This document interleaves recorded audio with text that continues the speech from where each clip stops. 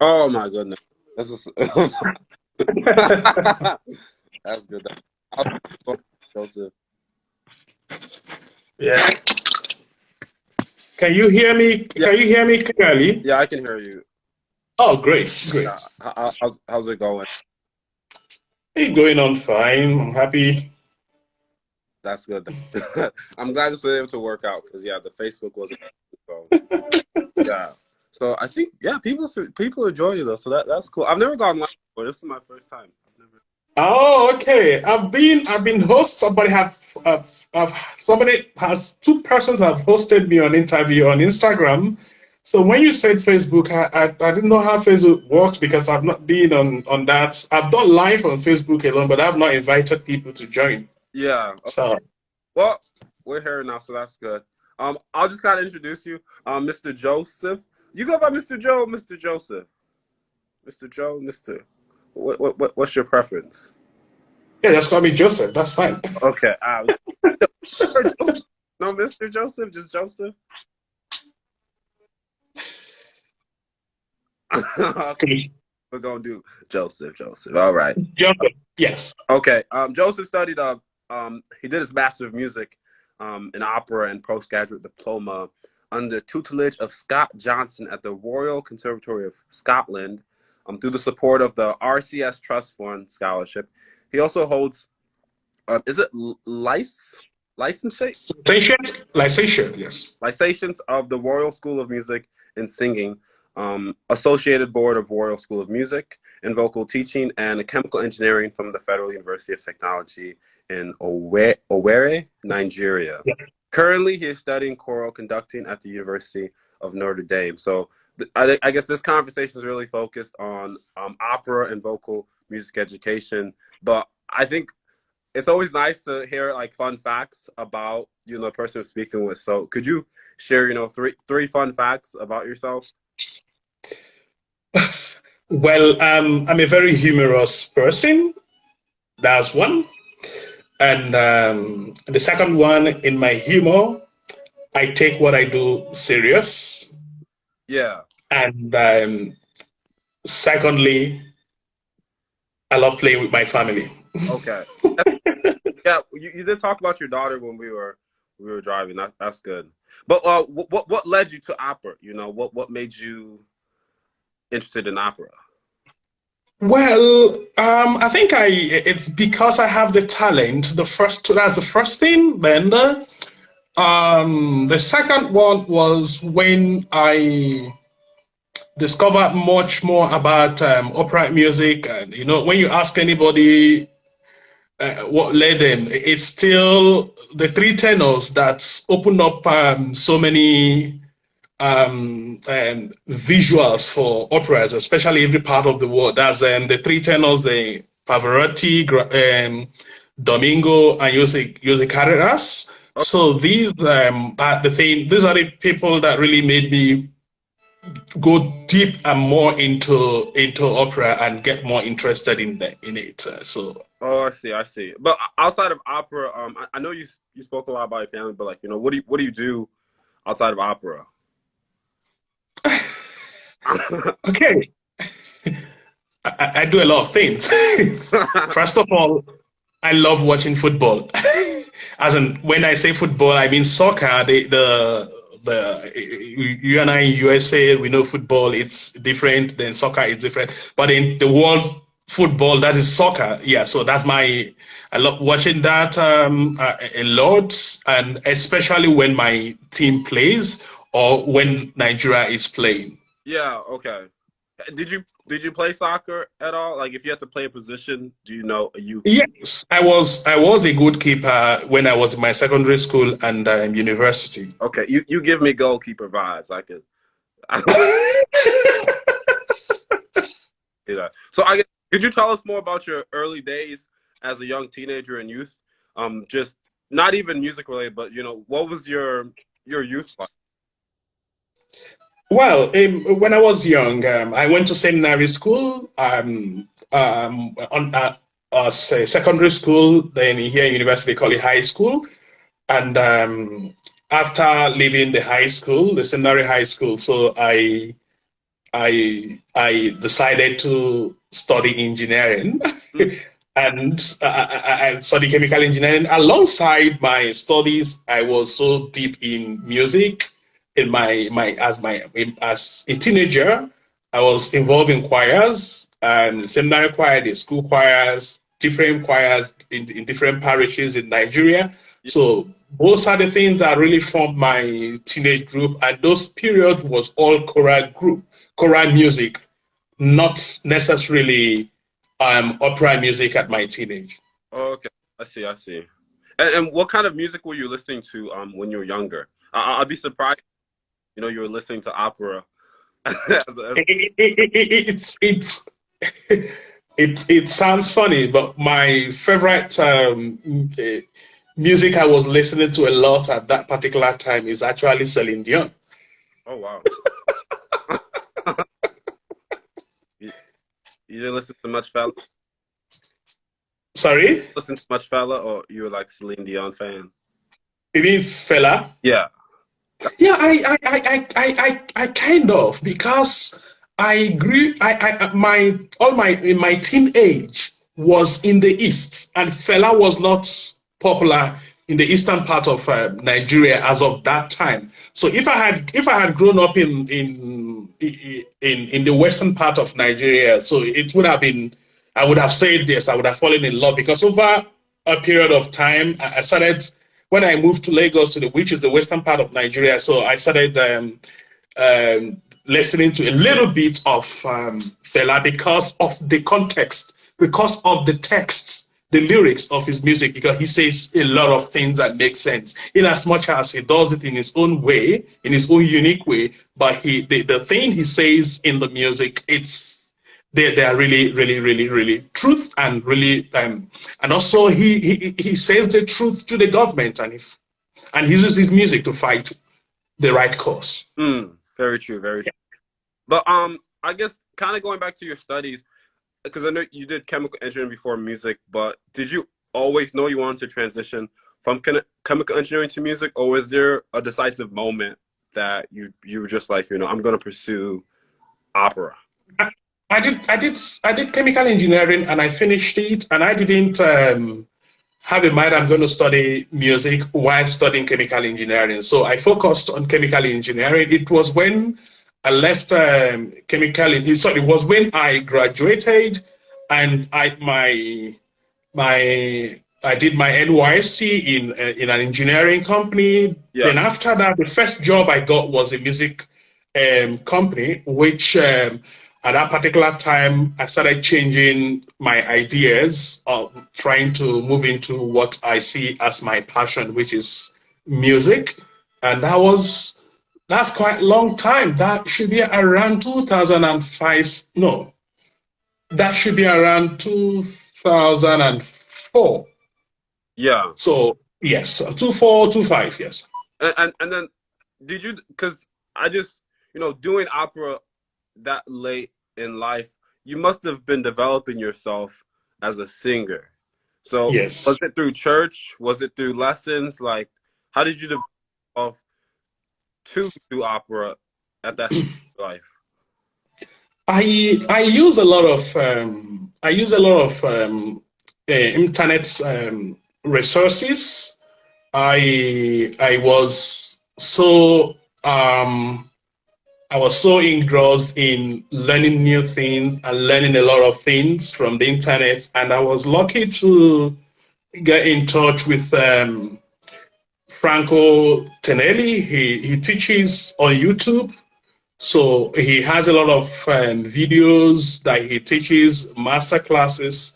I spent a lot of time really going through those master classes. I would lie to you, I didn't get, I wasn't opportune to have a voice teacher until I got to Scotland. So, but I used a lot of online resources to really learn the little I could learn that was able to give me an opportunity to go study outside and study opera.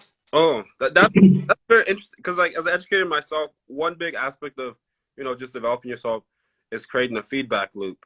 So in using online resources, I just want, how did you how did you create a feedback loop for yourself to understand, am I improving?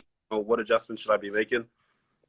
Yeah, I contacted Franco Tenelli. He's an Italian tenor, so and he when I make comments and send email, he responds and all those things. Then aside that, I had a couple of friends. I wouldn't forget him. Yeah.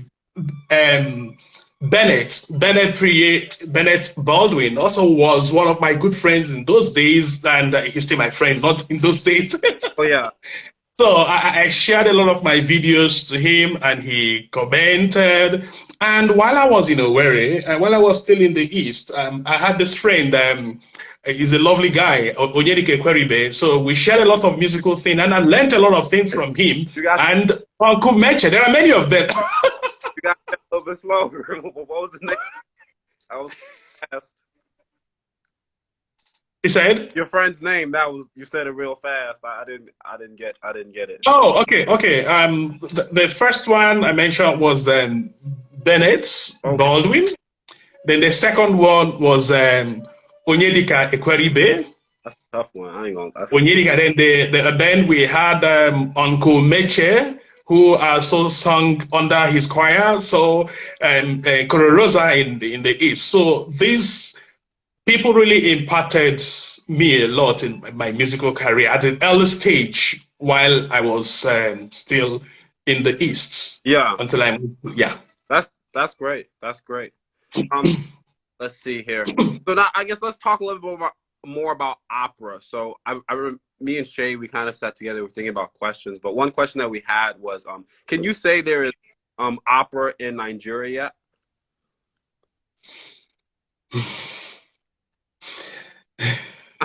I don't know how to answer this for people not to misunderstand me. There used to be a very long time, I think in the 70s, especially in Ibadan, where the expatriate lives, and Dr. Mrs. Femi Akukwe has mentioned that to me, and he also, with the proof, I've seen some of the scores which they use in performance of opera at the Trenchard. I think it's a Trenchard Hall in Ibadan, or I don't know if there is another hall in Ibadan. Yeah. I can remember when I wanted to do Don Giovanni production for MUSON. So she mentioned that to me, and she gave me the scores that they used when they did that in the 70s. But over a period of time, when the expatriates left the country, so they were not bringing people to coming into performance, because they used to bring orchestra from outside Nigeria, and they do operas with the Nigerian singers and some with out there. But that stopped when they left. But one of the things that made me think about further getting a master in opera is to do that and come back to Nigeria and to reignite what has been earlier. So when I came back, I came back to MUSON Center, which is a musical society of Nigeria in Lagos, and there we have also a music diploma, a school of music, on that as diploma level. Yeah. So in both the MUSON Center, I think I was able to put up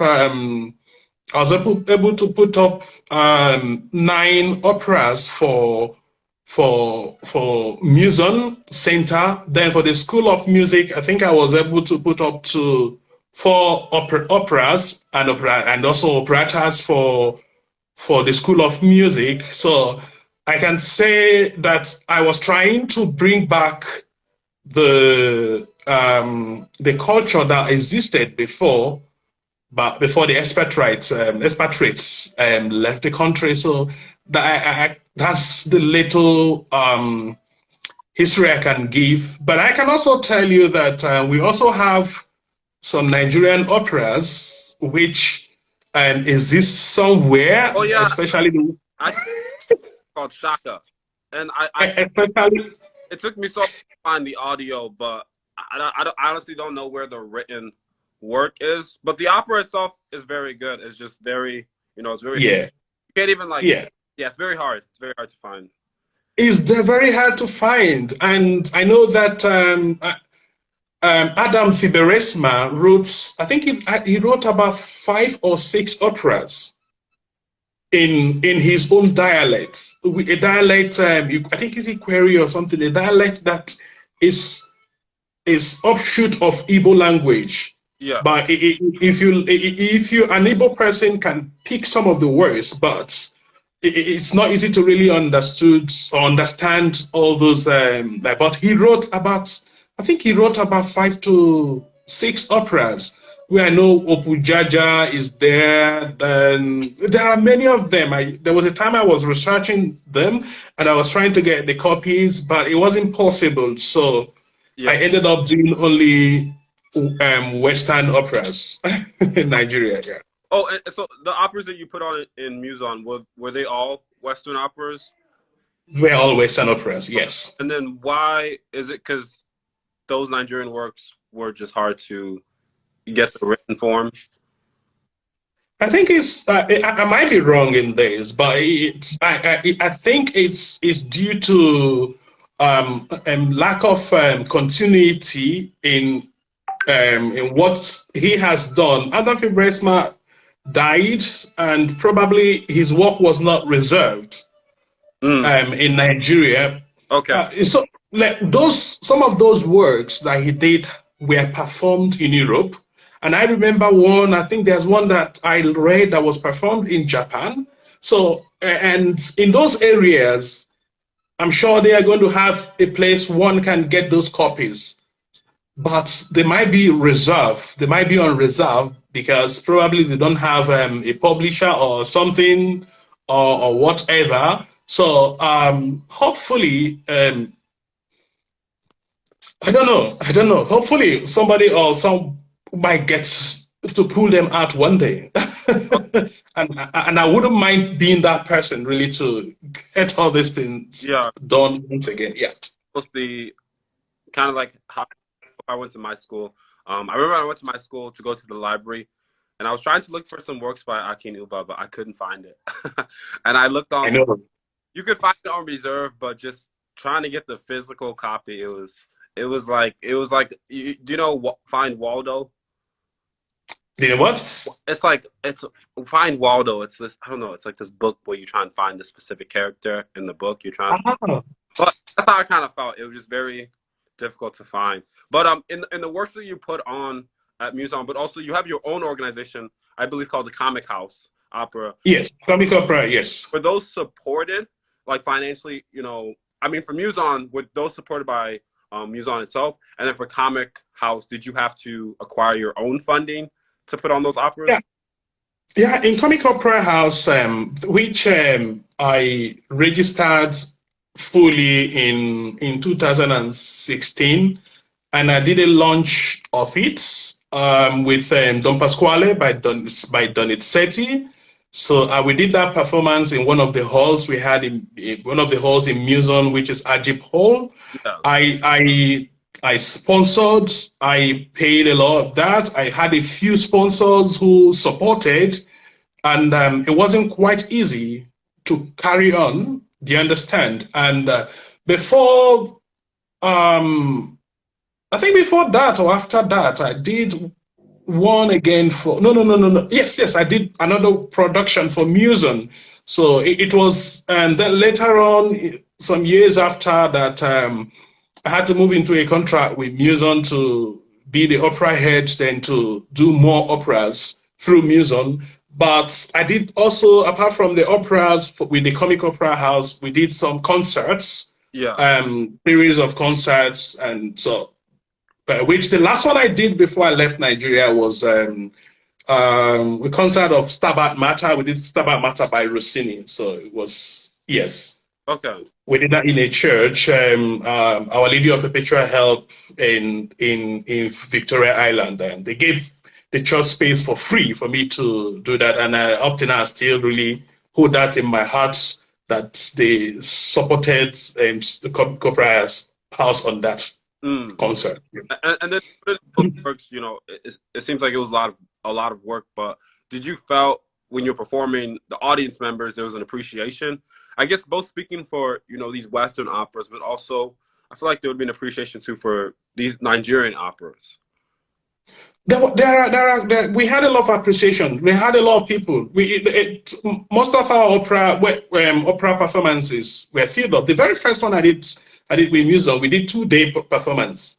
And the first day wasn't quite filled up, but the second day was filled up. The people who came for the first day, most of them came back again for the second day, and the new other people joined. So it shows that they really enjoyed it and they really appreciated what we did for coming back. If they didn't come back, and some of them that came back came to me, I was here on Friday and I'm here back again on Sunday because I enjoyed what you guys put up and all those. And by the way, that opera was L'Elisir d'Amore by Donizetti. That was in 2016. Yes, I think so. Yes. Okay. Yeah, that's good to know. Yeah, because sometimes with the Western, I'm not sure, you know, is there as much appreciation. But it seems like with the Nigerian opera, there are Nigerian operas. It just seems the documentation or the accessibility is much harder. Yes, to get the copies is there. Yeah. But another question we had was, aside from MUSON, do you think there are other places in Nigeria that would embrace opera? And how can opera be taught in a startup environment? So, you know, kind of how you have to use a lot of online resources. I don't think, you know, would want that to be the case for future singers, but how do you think it can be more developed? Well, to start with the first one that you said, there are quite a lot of people who are going into the line of that musical theater. I have two friends who are really going in that line. Ayo Ajayi, who is currently Ayo Ajayi is in Abuja in a tour doing OMG the musical. So I think they did a performance yesterday as well. So he's doing great in musical theater, which is also close to opera. Then Kenny Oretime is also doing the same thing in musical theater with terra culture. Yeah. So I believe that I know their interest, both of them, their interests are more on the musical aspect. But the good thing they are doing, one of the good things they are doing, they are using indigenous stories, Nigerian stories, and sometimes Nigerian languages, especially Yoruba. So that's one of the great things they are doing with the musical theater. So. And I respect them for that. Yeah. Then having future in the opera having future, I think there are also through some of the things we did in MUSON, a lot of people have started having great ideas of what opera is all about. Many people have misunderstood this word opera, thinking that opera is when you pick a classical music and you sing it. No, that is not what it is. Opera is more like a music in drama. It has a story. It's not just one aria or one song. It has a story that moves from one story to the next, from one scene to the next. And those things are actually either recitative, sometimes monologue, sometimes dialogue, moving into the areas, moving into duet, trio, quartet, ensemble singing, chorals, accompaniment. And so it's not just one single piece. It's called opera. So over a period of time, I remember one lady who sat near my wife. My wife told me this, and they're like, I've been hearing about opera and I've not been interested in it. I don't like it. Because I thought opera is just those people that stand in church or stand in concert and sing. But if this is what opera is, then opera is interesting. Yeah. That is what that lady said, because she has not seen that before. Yeah. So and and I believe a lot of people are going into that line of this kind of productions. So a lot of things are springing up in Nigeria, but one of the challenging things is sponsorship. So that's something I've learned more about. Yeah, but Comic Opera House, we put it on works. Did you ever have any issues with instrumentation? Because I remember in school I played Porgy and Bess, and that was a full orchestra piece, ranging from like a full orchestra, percussion, brass, woodwinds. But were you sometimes restricted by certain works you could do? Yeah, I choose my work carefully. I choose the work that won't be so demanding for the singers because of the limitation of their of what they know in opera. Yeah. Because I studied that master level, so most of them they didn't study that. What most of them there is music, which is the master or music first degree or diploma from MUSON, so but not specialization in opera. Yeah. So I'm always careful with what I choose with that for that.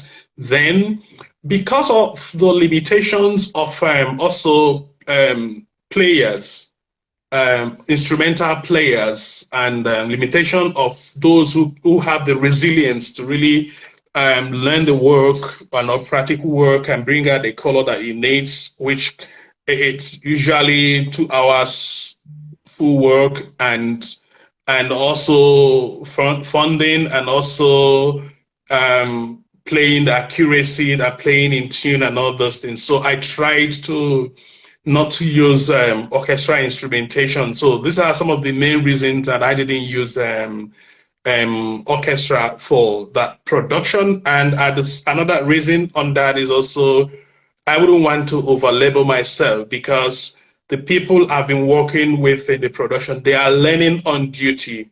Most of them are learning on duty. So it's not a good thing to start with, as in you want to start something, you just start boom. No, I don't know how to express that. You just have to start small. So what we used initially, the very first 2 operas we used where we just used piano. Then the second time we added what do you call it? We added keyboards and synthesizer, Okay. more like what I have here in front of me. Then we also the last production I did for MUSON, but for MUSON, we just like opera excerpts. So we used orchestra at that particular time because these are smaller works that will not demand so many complication in it. So, Okay. but in the full opera production, I never used an orchestra.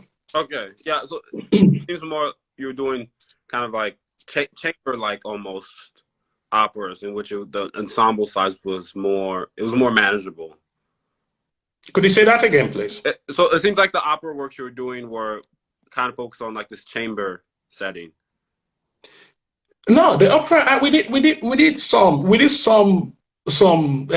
well-known famous operas. Okay, we did Don Giovanni, we did Don Pasquale, we did Il Barbiere di Siviglia, we did La Boheme, we did the Zauberflöte. So when I decided to just use the vocal scores, which is only a piano accompaniment, not the orchestra. So I didn't use even chamber orchestra or any sort for any of my full productions. Okay, I see.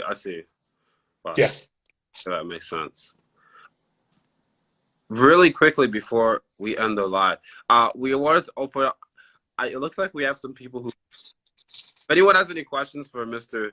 Joseph, please. This is your time. If your fingers are itching to ask a question, this is the time. Could you scroll down to see if people have asked question before? I'm not sure. No, I don't think I've seen a question. Man, that's my first time going live. This is very.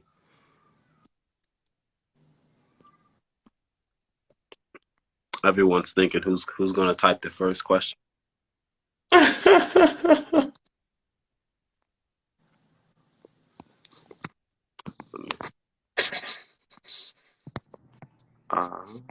Skip. Yeah, I think Shea Adibade said, yeah, he said what I said before. I guess we have few operas, but maybe assessment could be difficult in getting them. So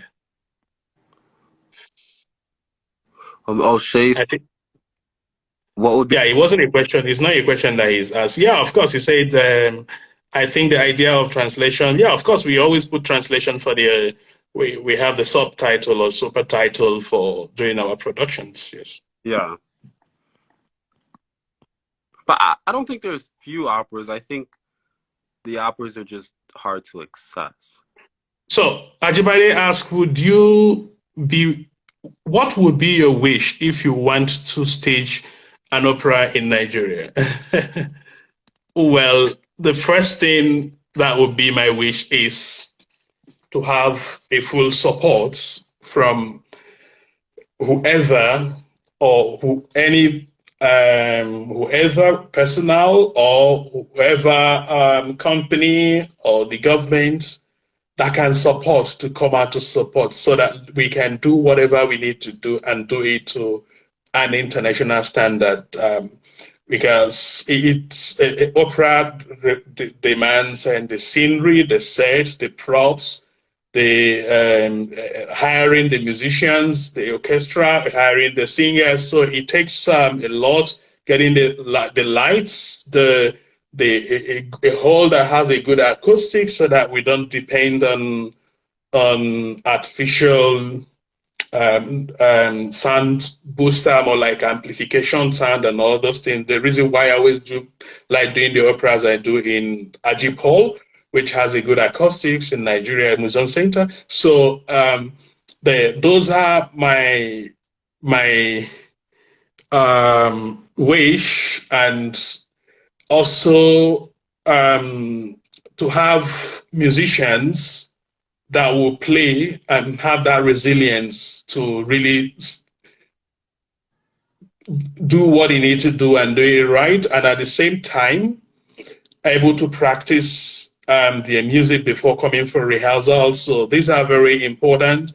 And also it will also be nice to if whichever language we're doing it, we have coaches for that particular language, because most of the ones I do, I'm the one that coach for the Italian language, for the German, for the French, because I studied this German, French, Italian diction for 3 years in the UK. So I am pretty much aware of those dictions in those languages. So it's also important to have the people who will come together as part of your crew to support what is being done. So it has a whole lot of things to really achieve a very high level of performance, other than having just piano accompaniment. And who says that we can also get people to outside the country to support what we are doing, whether in cash or in kind or in product, by, as in when I say products, probably be part of the production to be musicians as part of the production, or to be crew members. So the wish is large. It's large. We have another question. Would you want multiple opera companies in Nigeria to? Would have multiple opera company in Nigeria quicken the development pace of this art form? This is possible. I think it's possible because in most of the countries that are doing very well in opera, they don't have just one opera company. So if you have several opera companies, but we have to be careful. If we have several opera companies, we should try as much as we can in any production we're doing. We try as much as we can to get it to a high level, to an extent. Do you understand? The performance and the scenery and so many other things has to be high level. So that the quantity is not just quantity, but also quality in per se. So it will help. It will help a lot. And I want to also clear something. Opera companies is not just only about production. They also involve in education. So, which is one of the things that made me open that to give opera educations from the COH. So it's not just having opera company. Having opera company is not just for performance. Also, it's also education. So if we have such numbers and we have good production, by the way, I forgot one opera company, Amemuso Abuja, Opera Abuja, that I've worked several times with. They also do a lot of productions from both opera and musicals, which I've been part of in Abuja. I think we have. Oh, I think Vinelow's question is pretty similar to the what about creating a school of opera. But somebody asks, well, I'm a fan of mixture. What about funding a school of African opera? Well, if you mean by funding a school of African opera, which it means that the opera are in existence, then I don't know. But if you mean what you mean is to fund a school that will come out to help in developing creating African operas, then that would be lovely. So I'm in for that. Like I said earlier, when I came back to Nigeria, the first production I wanted to do was a Nigerian opera. And I had in mind to do one of the DipABRSM's opera, but unfortunately I couldn't find a score of it. I couldn't get any score. So I resulted in going into doing Don Pasquale. So. man, Shay's asking the hard questions. Are you support this art form? To what extent? I didn't get that. Oh, for this art form, what extent? I think the question related to a coaching ball. I think our primary is more so supporting the people. So whatever, kind of like how you mentioned with your comic opera house, we're not focused on, you have to go perform works by Western composers. We're more focused on, are we providing resources to allow you to perform? I think it's just giving autonomy to the person as opposed to, performing this or this work, because that's not a concern for me. But I think the question for you is, how do we develop the art in a way that it will upcoming opera singers? How do we develop the arts in a way that it supports the upcoming opera singers? Well, the only area you need to do that development is at the music schools and the universities that has a music department. So those are like what I know in opera. I learned it from a university. So it's not just talent alone. So, and if the music schools and the universities will tilt a little bit into. If I don't, it takes longer. Okay, sorry, I joined. Oh, sorry, I just joined this online discussion now. Yeah, Joe, how are you doing? I'm all right. Yeah, and the moderator, Akojo for. How are you doing? I'm doing well. Yeah. Yeah, it's nice seeing you guys here. I just heard of the name of the organization from a friend, Sheyi, who is also studying here. Yeah, so I saw the notification, so I decided to join, and I don't know how my face popped up. Oh, you want to request, and I was like, okay. Yeah. Okay. If you want to leave, you can leave too. It's up. Okay, sure. Thank you so much. No problem.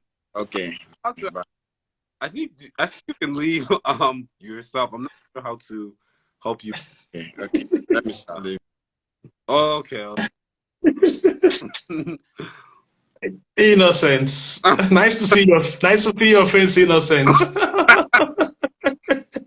He's innocent. Yeah, he's my good friend. He's here with us in US. So okay. Yeah. He's by the way, Innocent is a great composer. He's a great composer and African music composer. Oh. Yeah, you need to get in touch with him. He writes. His composition is just at the tip of his hand. Everything comes out.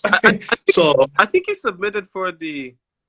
I believe so. Yeah, I believe Ernesto submitted. Yeah, he's a great composer. Yeah. So Okay, so I think the question, I can't remember the question where. Okay, yeah, it was School of, no? Oh, Shay was asking, how do we develop the art form in a way to support upcoming opera singers?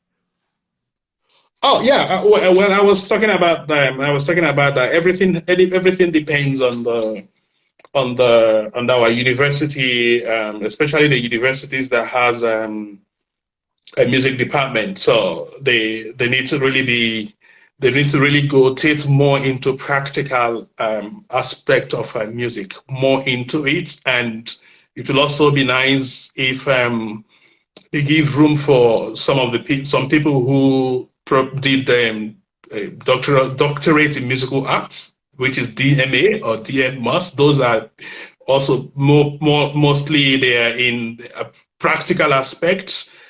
In as much as also we have the people who are the doctors who did the PhDs who did great in researches and all those things. If the two can meet together and be in the same department and work out things, it's going to be lovely. It's going to be lovely. We are going to produce a lot of great musicians, especially in this line of we are all trying to tilt on African music. So it's a lot lies down in our music departments and also School of music rather. Yeah.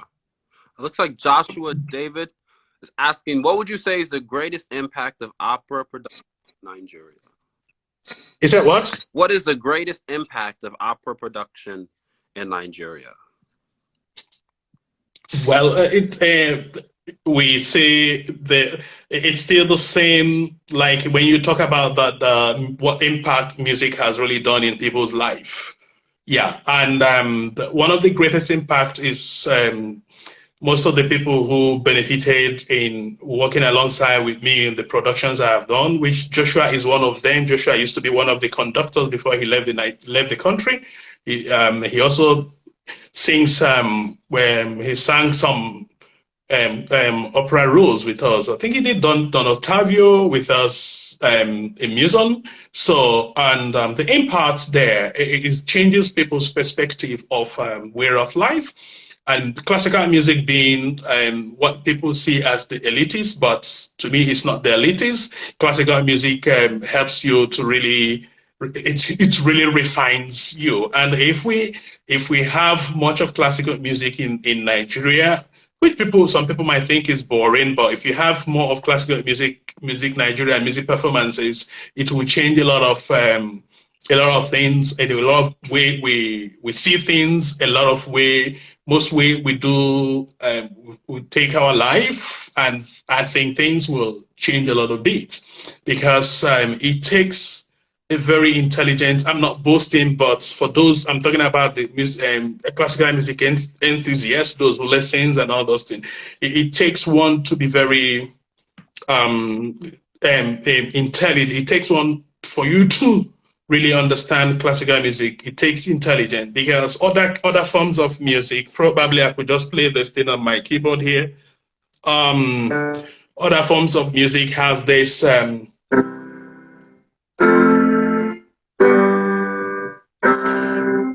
regular progression of 1 4 5 1. Sometimes they have 1 5 6 5, sorry, 1 4 6 5. Then also but classical music involves in a lot of course that involved in that, and if your brain could able to comprehend that the form without you getting comprehend the progression of the part, and gets you for you that you learn and you were able to travel in that line to get to the end of the phrase and know when the phrase moves from there to another phrase. It means that a lot of things, I don't know how to say that, but it all means that you are kind of refined and your brain can what do you call it? Your brain can, I don't know how to say this, your brain can dissect and analyze those patterns, because the brain works in a way that is just the brain lost pattern, and it just The pattern keep repeating, the brain loves that. But if you expand that pattern and your brain is able to comprehend that, then it changes a lot of things, that it makes you more intelligent, which also has been proven a lot, especially on the children's life. Those who start early enough to play, learn one instrument or the other, they are more intelligent than all other ones. Most times, not all the time. Yeah. When I was learning how to play the bass too, I always felt like learning chords or just kind of beginner stuff. I always imagined it kind of like a crayon. If, let's say one day you learn how to play open D, you know, in a way I've learned the color red, and then I come back and I learn how to play E. Okay, now I have colors, but like the more musical knowledge you have, it feels like you have like that, you know, you don't have the 32 crayon box, you have the 64 crayon box, and you can do a lot more with how you want to structure or design the image or the performance you want, because you have just more artillery to draw from. Yeah. All right. Oh, I guess going back to Joshua's point, the one thing I really enjoy about just seeing Nigerian works is kind of going back to Mr. Joseph's point. It just shows Nigerian music in a different way. I know for our virtual concert we did last year, Johnson and Adideji, like some of the pieces they had, it was like great. It was like Johnson has this piece called Oluda. If you haven't listened to it, man, you got to go listen to it. And Adideji has a piece called Omo Wumi, and they're just brilliant pieces. And I just felt like they don't have the awareness that they deserve. And I think it's the same for, again, these Nigerian, like Akin Ubal's opera Shaka. That I felt like people should know more about. Like it's a good work. It's very good, but it's just not, people just don't know about it. Yeah. Yeah. Tragic. If anyone knows where the work is, I'll buy it off them. I don't know. Same here. I don't know where the work is. All right. I think that's it. And I want to thank you so much for joining us for this. We're hoping to make this more of a regular thing for us, just trying to do lives. But I'll see you eventually.